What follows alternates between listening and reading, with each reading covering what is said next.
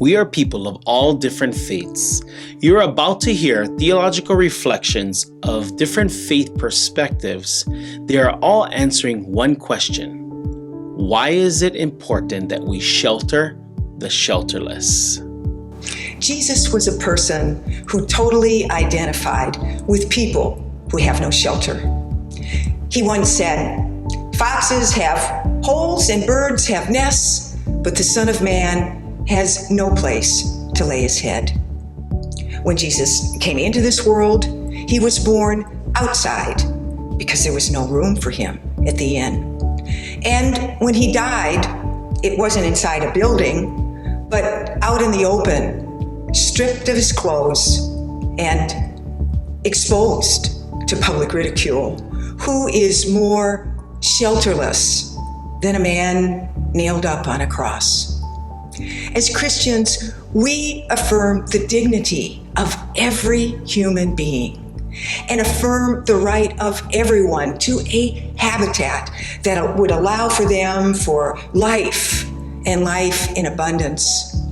As Christians, we also affirm that God calls us to transform the economic inequalities that create houselessness in the first place.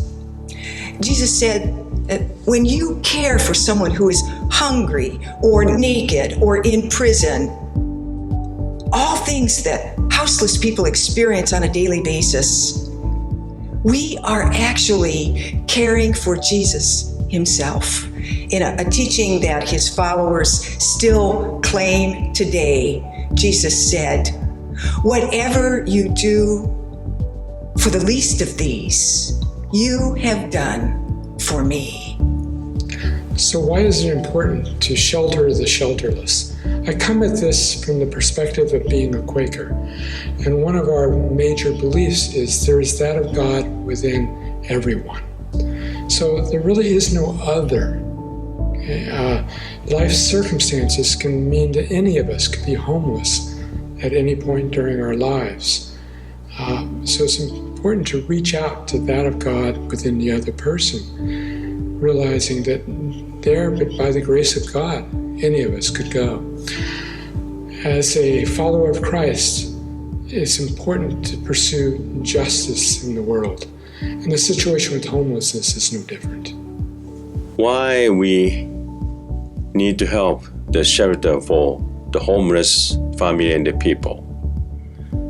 Over 2,500 years ago, the Shakyamuni Buddha said, "Your suffering is my suffering, and your happiness is my happiness."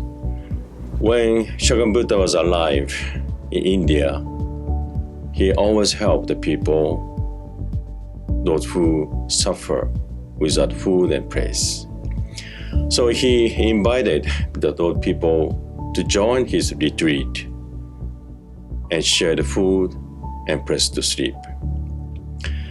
Also, Buddhism emphasizes interdependency or interconnection. In Japanese, we say "okage-sama de," which means because of you, because of my friends, family, and community, I am what I am. Because everyone's life, I'm here today to receive all blessings. We are all living together means we have to care each other and help each other. So, Honganji Ohana, we'd like to help those people who need food and place to sleep with our love and aloha. Community of Christ has some core values and enduring principles that describe the ideals of our members and congregations.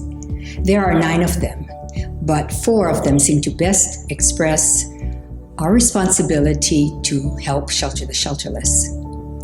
The first is worth of all persons. God views all people as having inestimable worth and wants all to experience wholeness of body, mind, spirit, and relationships.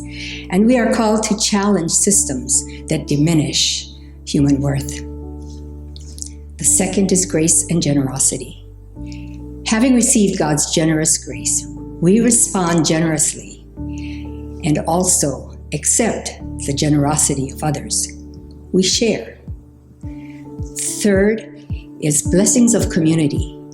It is in community that we can express our solidarity for the marginalized, the poor, and the oppressed.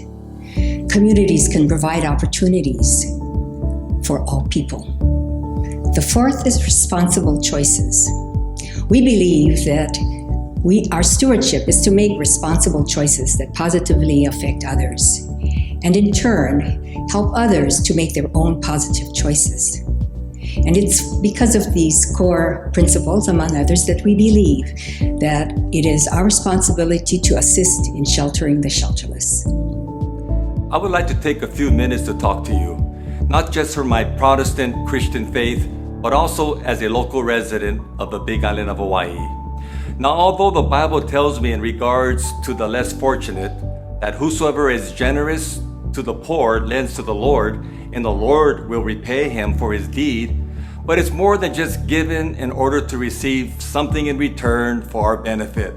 It's about helping others as Christ did while he was here on his earthly walk.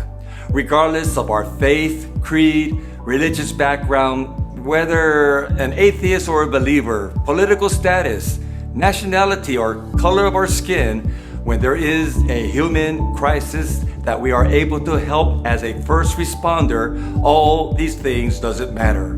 We are all human beings, and when a fellow human being has a need that we can help with, we should take the opportunity to do so. Now, when it falls on just one person, organization, or denomination alone to help, the task can seem overwhelming and sometimes discouraging. However, if we can all come together, putting aside our differences, and share a common denominator in resolving the homelessness crisis here on the Big Island, I believe that together we can make a difference. Therefore, I'm asking for your kokua and aloha to be part of this great endeavor and collaboration of caring people to reach out to the many individuals and families who have fallen on difficult times. Mahalo, God bless you, and God bless our Big Island.